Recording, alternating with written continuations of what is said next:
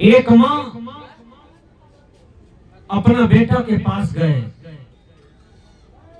माँ के अंदर में इच्छा थी कि मैं तो कभी शहर में रही नहीं हूं, और शहर का क्या आनंद है, शहर का क्या मजा है।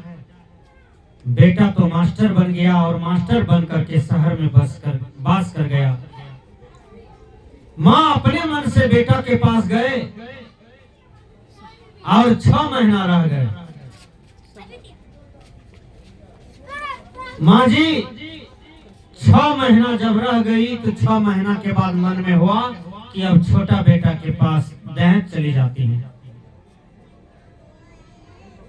माँ जी अपना बैग में कपड़ा लता ली और प्रस्थान करती है।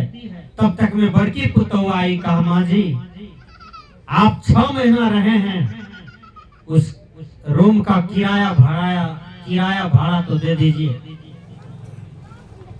6 महीना खाना पीना खाए हैं, इतना ऐश मौज किए हैं इस बाजार में, किराया भाड़ा दे दीजिए। माँ तो दंग रह गई। बूढ़ी माँ सोचती है कि यदि हम ऐसा नहीं करेंगे तो लगता है कि पाप का साम्राज्य हो जाएगा। इससे बढ़िया है कि सत्य कहने में डर क्यों, सत्य कहने में आंच क्यों, सत्य बोल देना अच्छा है। बूढ़ी माँ कहती है, हे बड़ी बहू, यदि आप रूम भाड़ा लेना चाहती हैं हमसे और किराया भाड़ा हमसे लेना चाहती हैं, और 6 महीना जो हम आपके यहाँ रहे हैं ये भी आप लेना चाहती हैं जोड़ करके, तो ऐसा कीजिए। आपका पति जो है ना वो 9 महीना हमारे पेट में रहे हैं, और बाहर निकले ना, हम जब जन्म दे दिए तो 5 साल तक हमारे स्तन का दूध पिया है। 9 महीना जो हमारे पेट में रहे हैं तुम्हारे पति, उसका दाम मत दीजिए, क्योंकि 9 महीना का किराया भाड़ा कम होगा। केवल दूधे का दाम जोड़ करके हमको दे दीजिए, हम भी उसी में से रफा दफा कर लेंगे, जो बचत होगा हम लेके घर चले जाएंगे। वो बड़ी बहू कहां भाग गई, डर के मारे, लाज के मारे, तो फिर बूढ़ी के सामने नहीं आई। कहानी का भाव है कि ये जमाना कैसा आ गया है कि अपना ही बेटा, अपना ही बहू माँ बाप के साथ क्या रोल ले रहा है, माँ बाप के साथ क्या निभा रहा है, क्या व्यवहार कर रहा है। बहुत से बूढ़ा बूढ़ी को हम रोते हुए देखते हैं। क्यों? माँ बाप को प्रसन्न होना चाहिए ना, माँ बाप को खुशी होना चाहिए ना कि हमको 4 बेटा है, 2 बेटा है, 3 बेटा है, और जब हम बूढ़ा बूढ़ी हो जाएंगे तो सब बेटा मिल करके मेरा सेवा करेगा, हमको बढ़िया बढ़िया भोजन देगा, बढ़िया बढ़िया विचार कहेगा, बढ़िया बढ़िया बात कहेगा, बढ़िया बढ़िया बोली कहेगा। लेकिन सब उल्टा हो जाता है। अब किसी को 3 बेटा है, अब बड़का बेटा मझला बेटा माँ बाप को छोड़ देता है, कहता है छोटका करेगा सब चीज। कौन सी किताब में लिखा है कि छोटका बेटा माँ बाप के लिए सेवा करने के लिए आता है, अब मझला बड़का का सेवा करने का हक नहीं है? कोई किताब में लिखा है? लेकिन लोग भरम और कचरा को पाल रहे हैं, लोग गलत संस्कार को पाल लिए हैं, लोग गलत बुद्धि को पाल लिए हैं। कहने का भाव है माँ संसार में सबसे बड़ी देवी है और पिता सबसे बड़ा देव है। आप देखिए पार्वती माँ स्नान करने के लिए गई है और अपना पुत्र गणेश जी को कह दिए, बेटा हम स्नान कर रहे हैं, बाथरूम में केवाड़ी नहीं है, स्नान रूम में केवाड़ी नहीं है, तू यही रहना और किसी भी पर पुरुष पराये लोग को अंदर नहीं आने देना। अब आ गए भगवान शंकर, कहा हमको जाना है, कहा मेरी माता का आदेश है कि तुम किसी को नहीं अंदर आने देना है। इसके लिए युद्ध हो गया गणेश भगवान को शंकर भगवान से, लेकिन वो जाने के लिए नहीं दिया।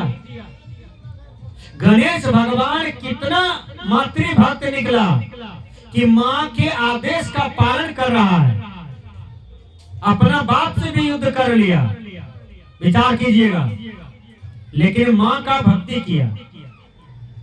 याद कलयुग में क्या होता है, कलयुग में माँ बाप गुहाली घर में है, बीमार है, कोई दवाई के लिए नहीं पूछता है, खाने का मन है बढ़िया बढ़िया सामान चीज, लेकिन कोई पूछने वाला नहीं है, सत्संग सुनने का मन है, तीर्थ करने का मन है, व्रत करने का मन है, कोई पूछने वाला नहीं है। कहने का भाव है कि संसार में ब्रह्मा विष्णु महेश से बढ़कर के माँ बाप होता है। आज हमारे हिंदू समाज में ब्रह्मा विष्णु महेश को गौर माना जाता है, लेकिन उनसे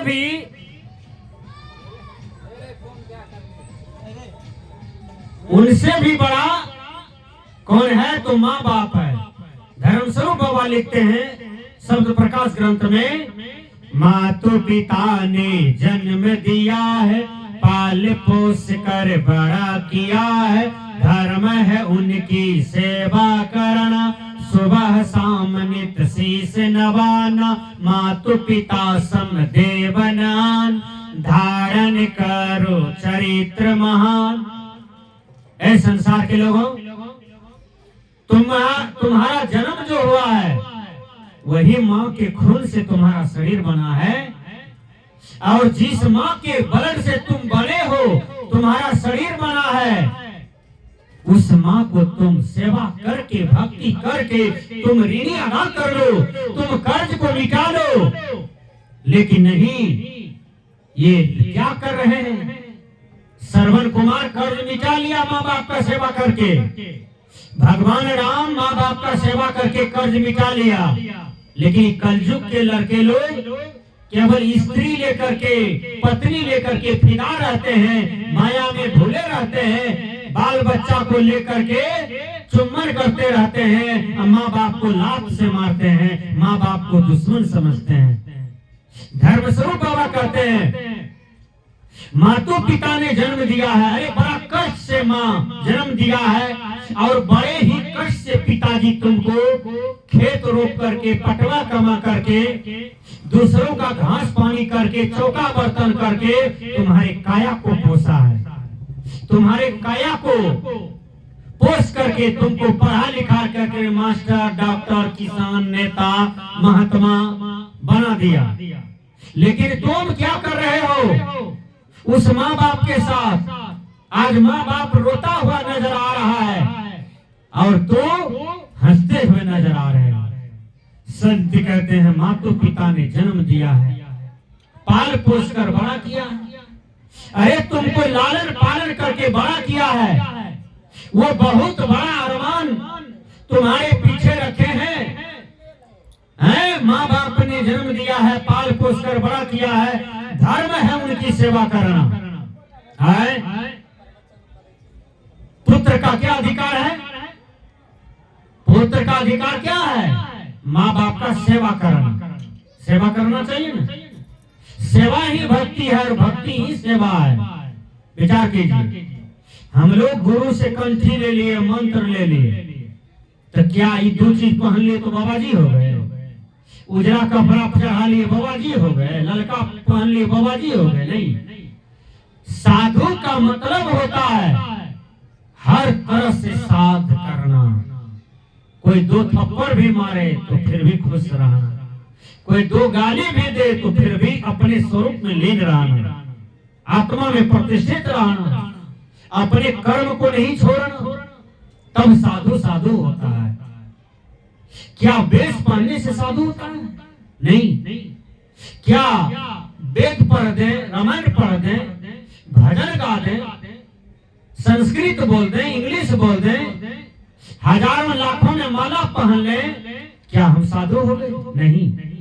साधु तो वो होते हैं जिनका आचरण बढ़िया है, कर्म बढ़िया है, विचार पवित्र है, उपकार की भावना रखते हैं, जीव पर दया करते हैं, किसी से भेदभाव नहीं रखते हैं, उसके नजर में सब आत्मा परमात्मा है, उसके नजर में हर आत्मा भगवान है, वही साधु हो सकते हैं।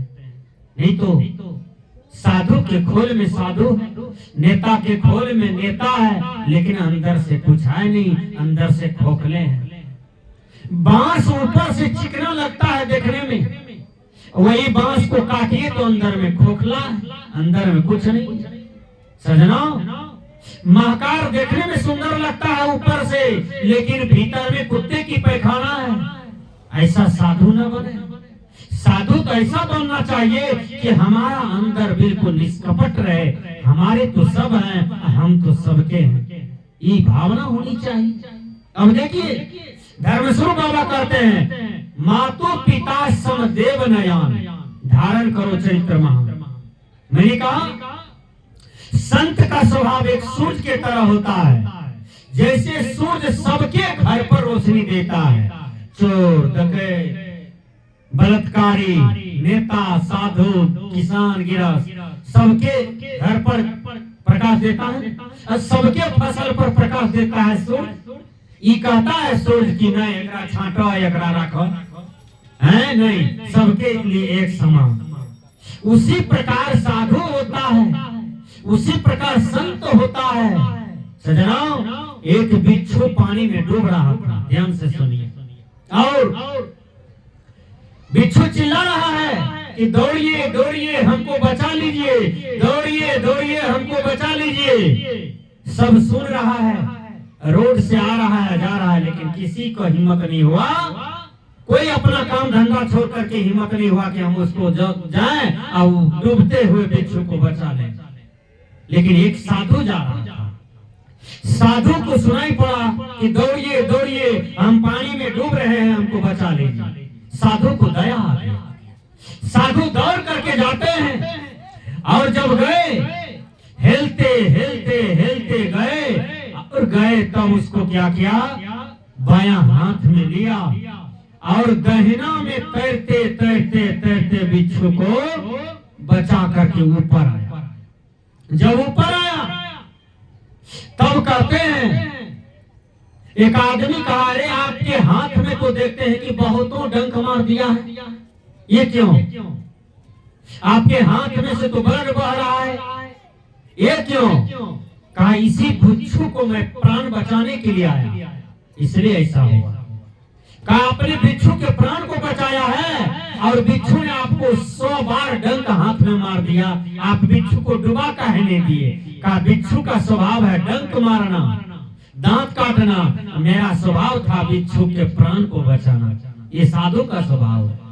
सजनों, तो परखिए, संत वेश में सभी संत नहीं है, साधु वेश में सब साधु नहीं है। इसी वेश में कोई रावण भी है, कोई राम रहीम है, कोई आसाराम भी है, कोई शूर्पणखा भी है? तो साधु वेश में सब साधु कहाँ है? सजनों, कहने का भाव है कि कबीर साहब ने कहा कि साधु भया तो क्या भया, बोले नहीं विचार, हते पराई आत्मा जीव बांधे तरवा।